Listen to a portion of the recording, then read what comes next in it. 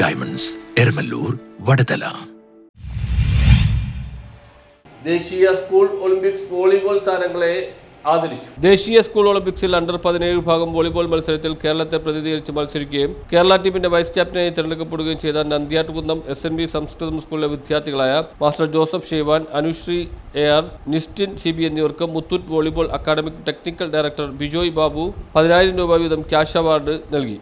Indian ടീമിലേക്ക് തിരഞ്ഞെടുക്കപ്പെട്ട Joseph, Nistin, Anusree എന്ന 3 മിടുക്കിയെയും നമ്മൾ ഇന്നിവിടെ നമ്മുടെ സ്കൂളും അതോടൊപ്പം തന്നെ മാനേജ്മെൻറ്റും ചേർന്ന് ആദരിക്കുകയുണ്ടായി. അതോടൊപ്പം തന്നെ മുത്തൂറ്റ് ഫിൻകോർപ്പ് അവരുടെ ഈ സ്പോർട്സിനെ പ്രൊമോട്ട് ചെയ്തതിൻ്റെ ഭാഗമായി ഇവർക്ക് 3 പേർക്കും മുത്തൂറ്റ് ഫിൻകോർപ്പിൻ്റെ ടെക്നിക്കൽ ഡയറക്ടർ വിജയ് ബാബു 10,000 രൂപയുടെ വീതമുള്ള ചെക്ക് നൽകുകയുണ്ടായി.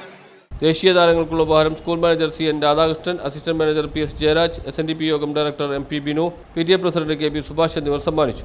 ദേശീയ താരങ്ങൾക്കുള്ള അനുമോദന യോഗം CN രാധാകൃഷ്ണൻ ഉദ്ഘാടനം ചെയ്തു. KB സുഭാഷ് അധ്യക്ഷനായി. PS Jayaraj, MP Binu, T Bijoy Babu, school head master CK Biju, principal V Bindu എന്നിവർ പ്രസംഗിച്ചു.